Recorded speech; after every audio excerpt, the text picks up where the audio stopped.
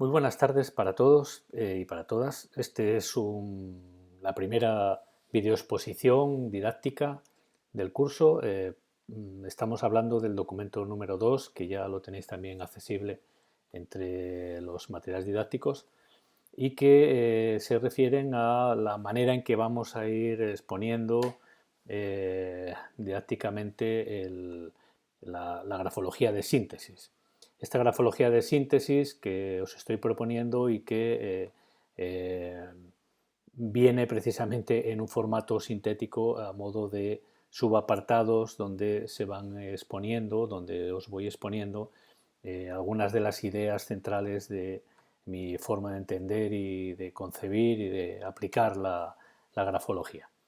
En este caso tenemos un apartado siempre que está numerado, en este caso sería el apartado número 1, grafología de síntesis, definiciones, perspectivas, y los subapartados que van recogiendo distintas reflexiones en las que podemos ir reflexionando y que podemos ir amplificando a medida que avanzamos en este curso introductorio.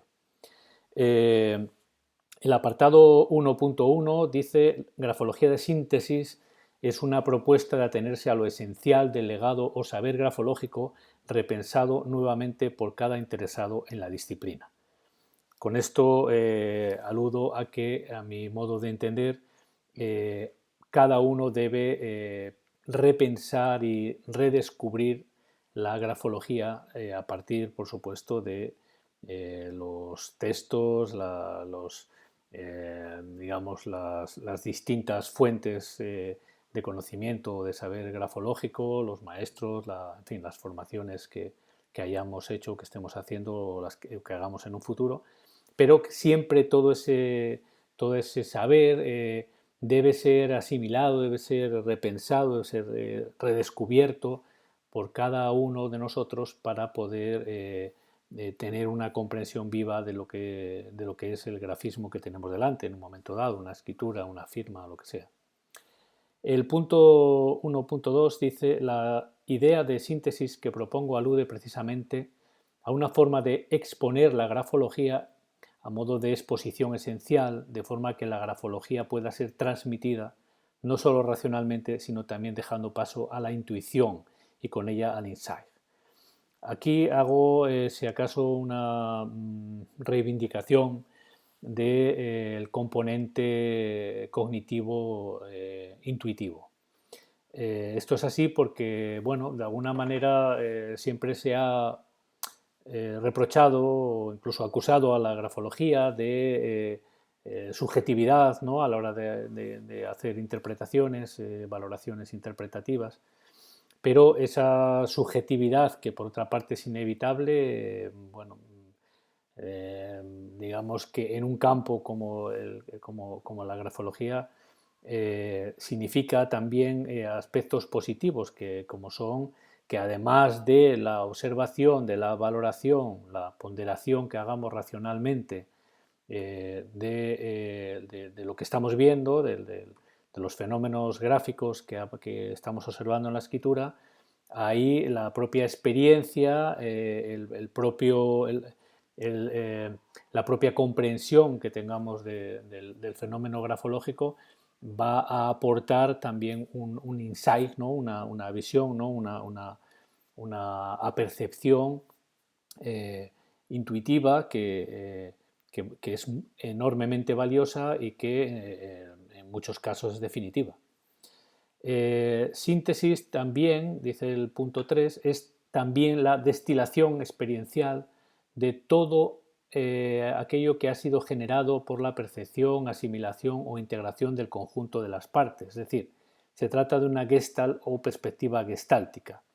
Esto quiere decir que, tal y como afirma la psicología de la Gestalt, el todo es más que la suma de las partes, es decir, que un conocimiento de distintas particularidades, distintos aspectos, como el que podemos, del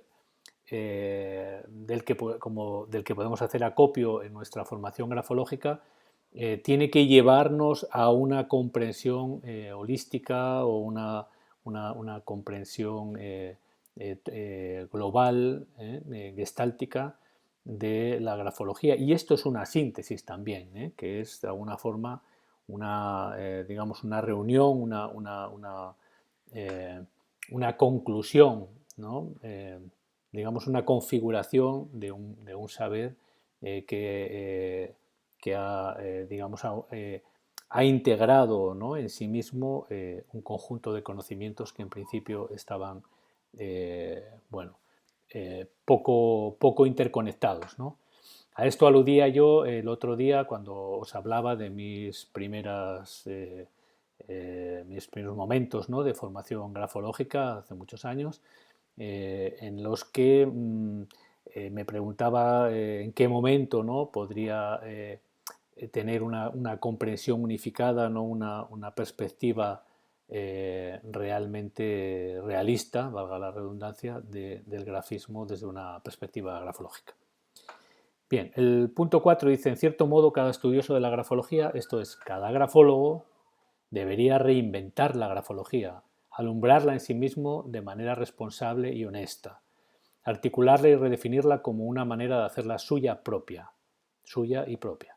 De otro modo, no podrá comprenderla adecuadamente y su aplicación no dejará de padecer graves fisuras e insuficiencias. Es decir, aquello que no comprendemos no lo poseemos, no es nuestro, ¿no? Y necesitamos de alguna manera este redescubrimiento, esta reinvención de la grafología, ¿no?, por nosotros mismos, a partir de las referencias, de las guías, también, ¿no?, de los textos, de los libros, de las formaciones, etcétera, para poder ejercer una grafología eficaz, ¿no? El punto 5 dice, la grafología alude a un saber o conjunto de saberes, es decir, una hermenéutica, relacionados con la escritura natural o manuscrita, autográfica, y que parte de la intuición de que cada individuo se autorretrata en su manera y modo de hacer las cosas, su modo de comportarse, es decir, nuestra manera de hacer, de no hacer, que también es otra manera de hacer, podríamos decir, en negativo, y nos retrata, ¿eh? La manera de hablar, la manera de pensar, la manera de expresarnos, las conductas, etcétera, de que hacemos gala, nos retrata. Y también la conducta escritural, la manera de escribir, ofrece una perspectiva que puede ser relacionada con la personalidad y con las características, ¿no?, actitudinales y con las aptitudes también del sujeto que escribe. La manera de trazar y relacionar los distintos elementos que intervienen en el acto escritural reflejan, proyectan y escenifican un modo de estar en el mundo, una cierta logística de actitud y de conducta. Bueno, tenemos que redundar en lo que acabo de decir. Es decir, el modo de relacionar las letras, de el vincularlas entre sí, de materializar los trazos, etcétera, la disposición que tiene la escritura en el espacio gráfico, etcétera. Todo esto es una manera de escenificar o de proyectar, de reflejar una logística de actitud, es decir, una manera de funcionar, ¿no?, una manera de ser. El punto 7 dice, acercarse de este modo a un sujeto, a través de su escritura, precisa de una gran prudencia y autoconocimiento. Un adecuado conocimiento de sí evitará en gran medida que las valoraciones e interpretaciones estén contaminadas de proyecciones del propio carácter y personalidad del grafólogo. Esto es muy importante porque muchas veces corremos el riesgo de ver en las escrituras aspectos que tienen que ver con nuestra propia personalidad, ¿eh? Y especialmente aquellos elementos de nuestra personalidad que están a la sombra, es decir, que son inconscientes. Por lo tanto, conviene tener un conocimiento de sí honesto y profundo, lo más completo posible, una conciencia de sí que nos permita evitar todo lo posible este tipo de proyecciones. El punto 8 dice, a través de la conducta grafoescritural observamos expresiones simbólico-gestuales del complejo individual que llamamos personalidad y muy a menudo de la circunstancia anímica que la está afectando, que está afectando a la personalidad, tanto en un sentido positivo o favorable como negativo o desfavorable. Esto es, vamos a ver en la escritura, observamos de continuo expresiones simbólico-gestuales, es decir, digamos, fenómenos escriturales que expresan este complejo que llamamos personalidad y también, además de estos rasgos que constituyen nuestra personalidad y que la definen, también la circunstancia anímica o circunstancias anímicas, como ciertos estados de ánimo o ciertas disposiciones de ánimo que pueden estar afectando la personalidad en un momento dado, tanto en un sentido positivo como negativo. La expresión de lo real en nosotros, es decir, el ello, surge de un proceso no intencional y por tanto es fundamentalmente inconsciente. Es este el motivo por el que la escritura es una fuente fiable y valiosa de información proyectiva relacionada directísimamente con el entramado psicológico del sujeto que escribe. Es decir, que precisamente el valor grande que tiene la grafología es la no intencionalidad fundamental que tiene el grafismo al escribir, ¿no? Digamos, el fenómeno escritural. Digamos, la carga de intencionalidad, de decorado, de artificiosidad que pueda tener la escritura es casi lo menos importante para un grafólogo y lo que podemos apreciar fundamentalmente son aquellos aspectos digamos más involuntarios que por lo tanto disimulan mucho menos, ¿no? Apenas disimulan o enmascaran la personalidad. La experiencia grafológica, dice el punto 10, pone de manifiesto que existe un gran número de patrones gestuales y de actitud grafoescritural que dan cuenta de rasgos, aptitudes, tendencias y circunstancias anímicas que pueden resultar de utilidad prospectiva. Es decir, que nosotros, desde la perspectiva grafológica, observamos una serie de patrones escriturales que se repiten en determinado tipo de personas en las que es característica cierto tipo de actitud y de conductas y son útiles desde un punto de vista prospectivo, es decir, nos pueden dar una perspectiva interesante respecto a cómo se puede comportar en un momento dado, qué podemos esperar en un momento dado de un sujeto, ¿no? de esta persona que está detrás de esta manera de escribir, de articular la escritura.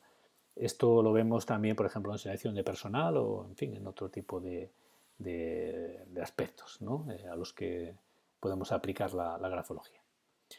El punto 11 dice, dichos patrones pueden ser entendidos como arquetipos grafológicos, los cuales tienen que ver con aspectos o cualidades prototípicas del psiquismo humano, en mayor o menor medida presentes y activos en un sujeto particular y en un momento histórico o temporal dado.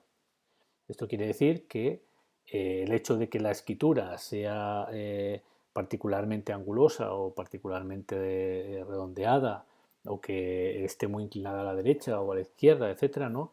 Tiene que ver con aspectos que son básicos, que son estructuralmente arcaicos, ¿no? Y que tienen que ver con la condición colectiva o la universal del psiquismo. Y por lo tanto podríamos relacionarlo con aquello que Jung denomina inconsciente colectivo y que por eso se nos permite a los estudiosos del grafismo tener una valoración, una interpretación psicológica. Si cada escritura respondiese a patrones o a elementos que son absolutamente únicos e individuales, pues sería prácticamente imposible tener una una comprensión general, ¿no? Una grafología básica. El arquetipo central o nuclear, el gran arquetipo, es denominado por Jung sí mismo. Él es la fuente potencial de la individualidad psicológica. A las singularidades del proceso natural de su desarrollo, Jung lo denominó o lo llamó proceso de individuación. Bueno, con esto estamos señalando que además de todo este entramado de elementos, de factores de personalidad, de rasgos, de características que constituyen el psiquismo de una persona y que tienen mucho de colectivo, ¿no? De general, de común, ¿no? Con otras personas, ¿no? Pues, por el hecho de ser humanos, etc., existe una tendencia digamos, a singularizarse, ¿no? Podemos decir, ¿no? Una disposición instintiva o arquetípica precisamente a desarrollar singularidad, ¿no? A desarrollar, a desplegar, a autorrealizar una condición singular o individual desde el punto de vista psicológico. Podemos decir que desde un punto de vista psicofísico somos individuos, pero desde un punto de vista psicológico esto es un proceso de desarrollo y de autorrealización que llevará a esa individualidad real, ¿no? Es decir, como una especie de nacimiento psicológico y de desarrollo psicológico. Por lo tanto, esto que Jung denomina proceso de individuación también podemos rastrearlo en la escritura, como vemos en el punto 13. La individuación supone la autorrealización de la propia totalidad, sí mismo, que en la escritura se verá reflejada como un conjunto diferenciado, progresivo, creativo, equilibrado, etcétera, que ya iremos viendo.